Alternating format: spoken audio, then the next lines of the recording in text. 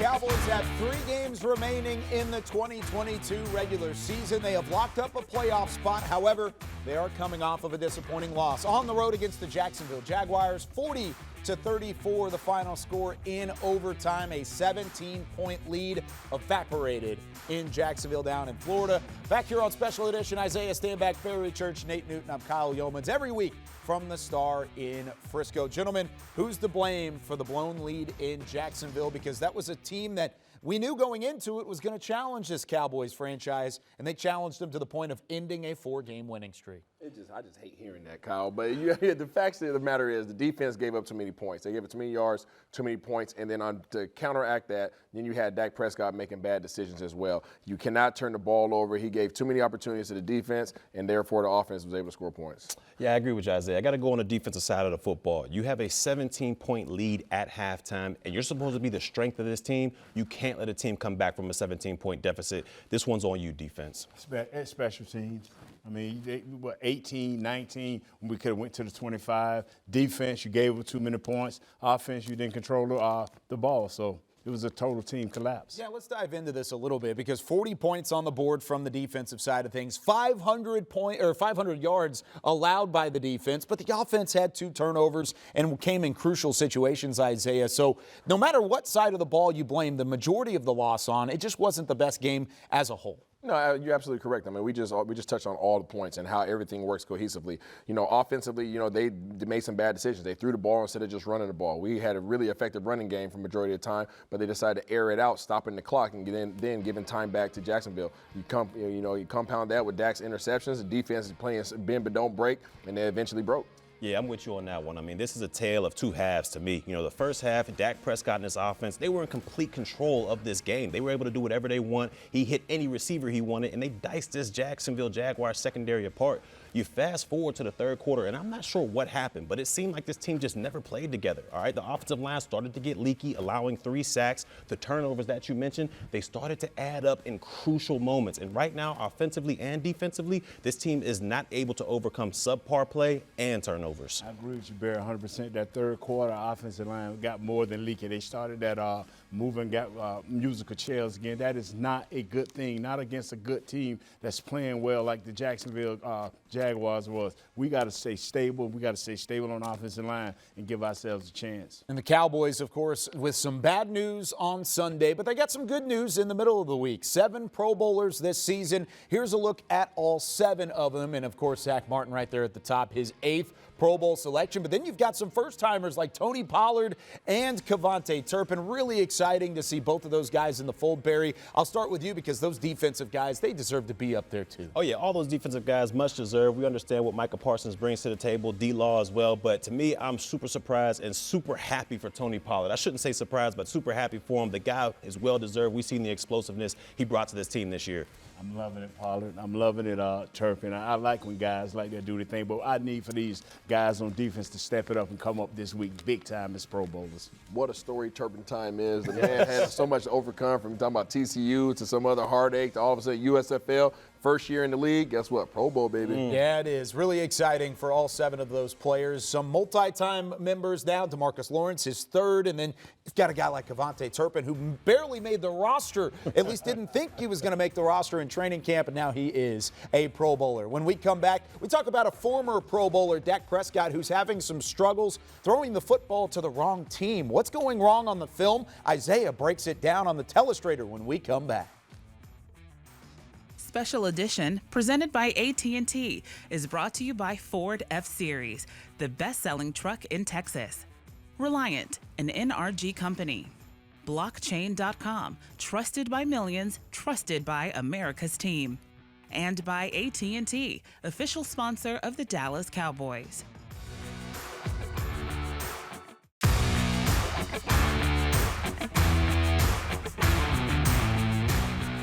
This segment is brought to you by Salvation Army. Love Beyond. As you said, it's a division game. All the past stats, all the numbers, statistics up to this point in the season, none of that stuff matters. It's about who comes out there, who's more physical, who's focused, and who gets the job better, who gets the job done better in those 60 minutes. So excited for it.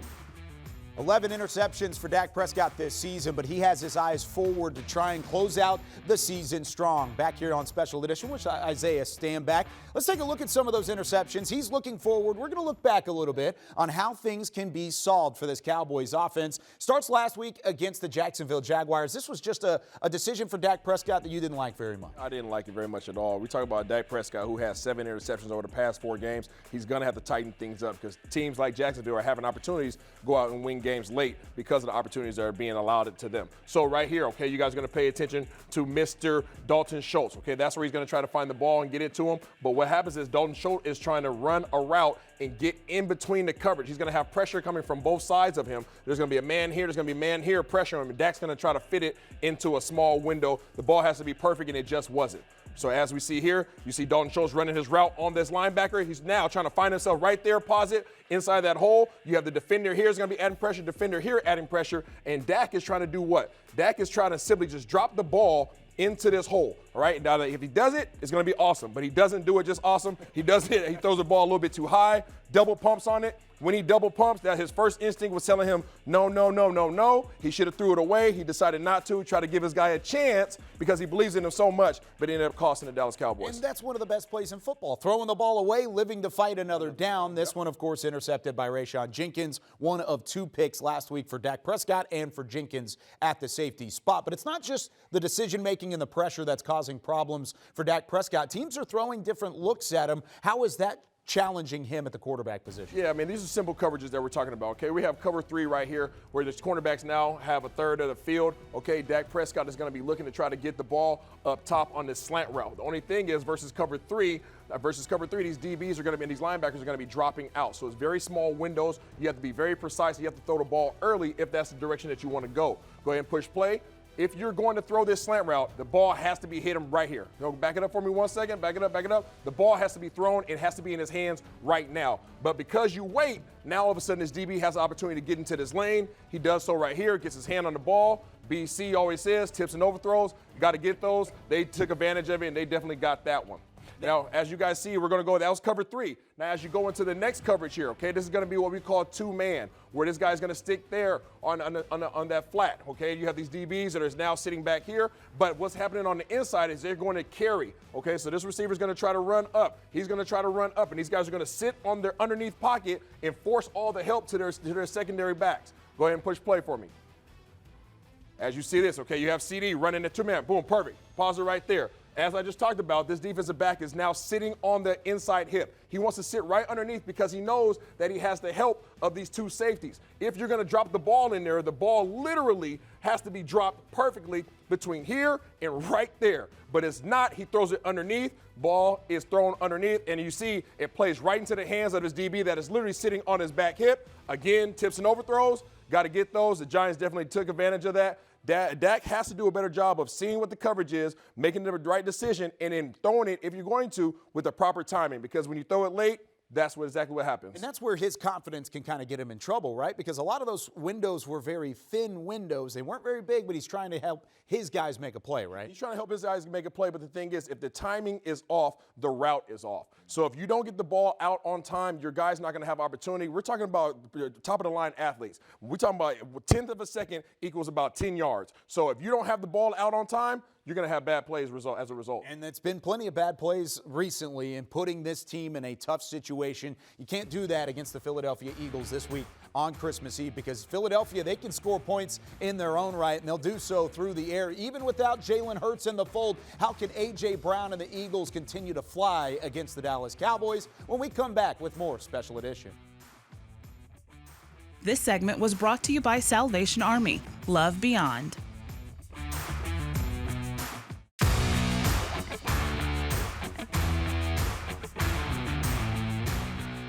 This segment is brought to you by Ford F-Series, the best-selling truck in Texas. Back here on Special Edition with Isaiah Stanback, Barry Church, and Nate Newton. I'm Kyle Yeomans. Now previewing the Philadelphia Eagles, a team that's just one loss this season. That one loss came against the Washington Commanders. They beat the Cowboys back in Week 6. So let's talk about the quarterback position, because we mentioned it a moment ago on the film breakdown. No Jalen Hurts. He is out this week with a shoulder strain. And now it's Gardner Minshew at quarterback. How much does that change things? It changes things a lot in terms of their abilities, but in terms of is he serviceable? Gardner Minshew is very much so serviceable, and one of the main reasons why is because they don't have to change their offense in order to transition over into him being a QB1 this week.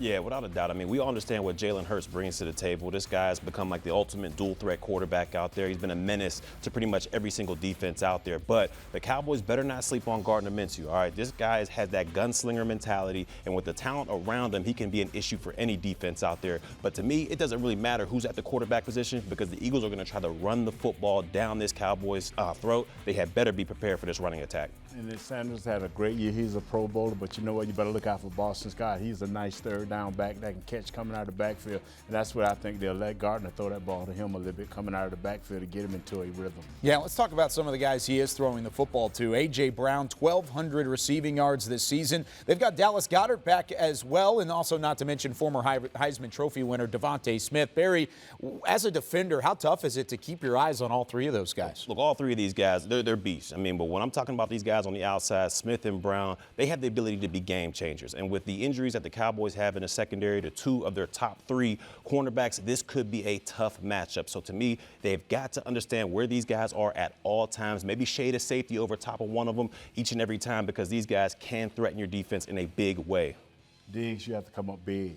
Well, who's ever on your side, I'm not saying he should ride with anybody, but who's ever on your side, you have to play one-on-one, because they have to shade to the other side. The guy you got to look out for is Devontae Smith. He can have a big game. He's always a threat to break. And Dallas Goedert, he's just a beast. And then back behind, you talk about in the backfield, Miles Sanders, Isaiah, having a career year. How tough is he to slow down, and where does he compare to some of the other backs Dallas has faced? He's a complete problem. I don't think he's necessarily better than talent-wise than a Saquon Barkley or Dalvin Cook and these guys that we face. But guess what? He is a Pro Bowler, and he is a complete problem in this offense. The reason being is because teams can't just simply key in on him. This RPO offense has it where if he does get the ball, he's getting it because he has the advantage.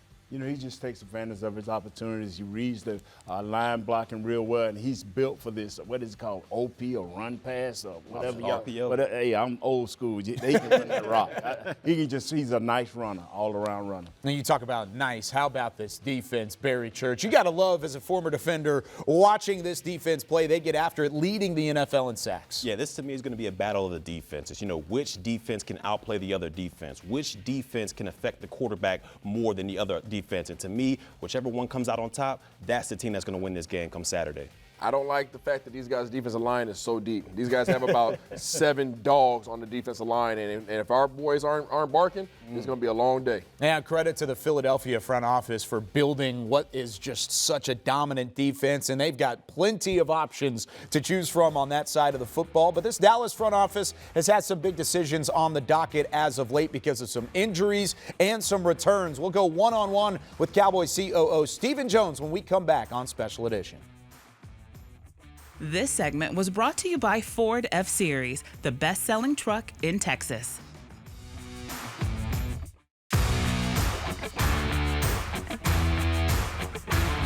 Over these last few weeks, the Dallas Cowboys have had plenty of movement on their roster with injuries and returns, shuffling things up on both sides of the football. Our very own Nick Eatman now sits down with Cowboys COO Stephen Jones to discuss some of the changes.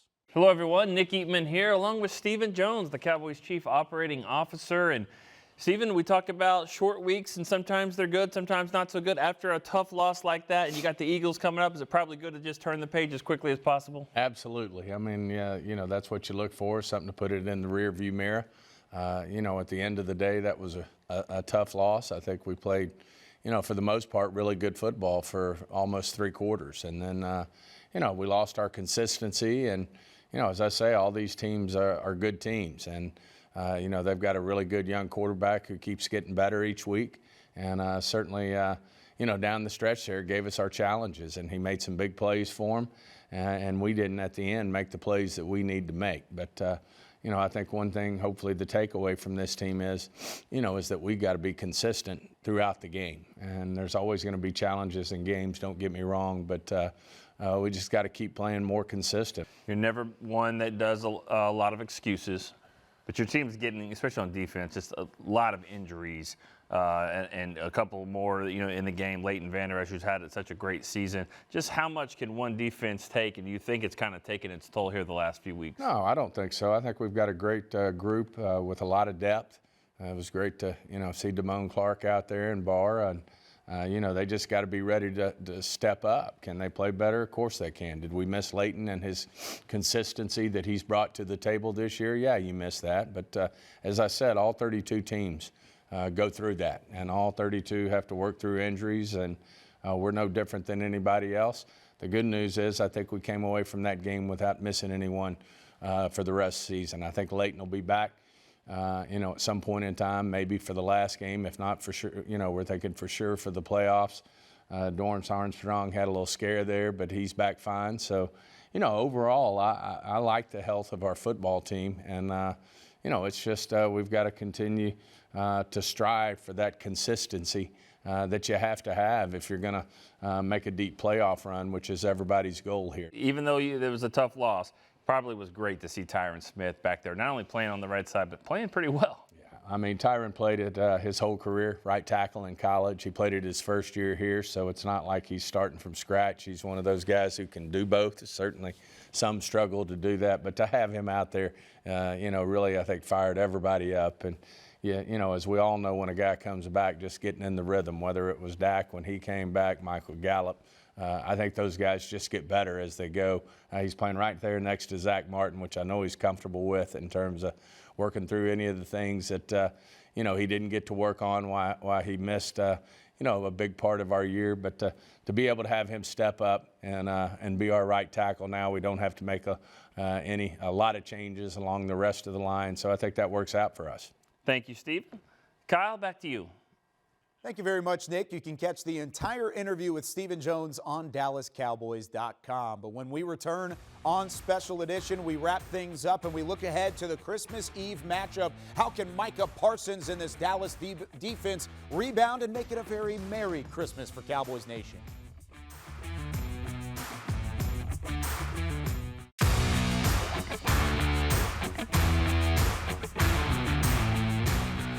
Special Edition, presented by AT&T, was brought to you by Ford F-Series, the best-selling truck in Texas. Miller Lite, the only beer of the Dallas Cowboys. And by AT&T, official sponsor of the Dallas Cowboys. Give the gift of the Cowboys this holiday season with a Dallas Cowboys United membership. Gift your superfan an annual fan club membership and fan pack for as little as $20. 'Tis the season. Learn more at DallasCowboys.com/United. The Dallas Cowboys are going to try and deliver a gift of a win to Cowboys Nation against the Philadelphia Eagles. 3:25 kick coming up on Saturday, Christmas Eve, everybody. Isaiah Stanback, Barry Church, Nate Newton. Nate, I'm going to start with you. Keys to the Cowboys getting win number 11. Brandon Graham, Fletcher Cox, Javon Hargrave, Josh Sweats, Hassan Reddick, 46 sacks out of 55. Do not rotate the offensive line. I'm not mad at you, Nate, dog. And in the process, don't turn the ball over, okay? Dak, 7 interceptions over the last 4 games. Just keep it tight. Yeah, and I'm going on the defensive side of the football. I need this D-line, this front 7, whoever they are, to get that swagger back, get that confidence back, make life hard for Gardner Minshew back there. You don't want to have him comfortable back there. He has too many weapons on the outside. Let's go, D-line. Get that swag back. Yep, no Jalen Hurts in the fold. I've got a key, though, and you mentioned that offensive line. That offensive line's got to play like Nate Newton did back in the day. Big number 61, turned 61 this week. Happy birthday, Nate Newton. Wanted to wish you a happy birthday. Look at the photos, a little throwback behind us. And Nate, hey, this is a big birthday for you. 61 for 61, born in 61, That's right? right, my man. I'm going to celebrate all the way to next year, to December 20th. You see that All-Pro right there? That's that Pro Bowl thing, man. I see. Yeah. Is that you playing basketball in the Pro Bowl? Is that what that is? No, we was doing some type of little thing. They starting back now. Just. Oh, like the Pro Bowl games, kind of like what they're doing. How was your birthday week? Good? It was great. it was beautiful. I love you guys, and I thank y'all for everything that y'all done. Yes, sir. Man, it's such a pleasure to get to work with you every day. And I mean, growing up and getting to watch those 90s Cowboys and watch you play, 61 means something in this Cowboys organization. It absolutely does. And it is your Tell 'em. Merry Christmas, everybody. Happy holidays from our family to yours. Have a safe holiday season. And we'll see you on Saturday night, Christmas Eve matchup, the Dallas Cowboys and the Philadelphia Eagles. For Isaiah Stanback, Barry Church, Nate Newton, and our entire crew, I'm Kyle Yeomans. We'll see you next week with more Special Edition.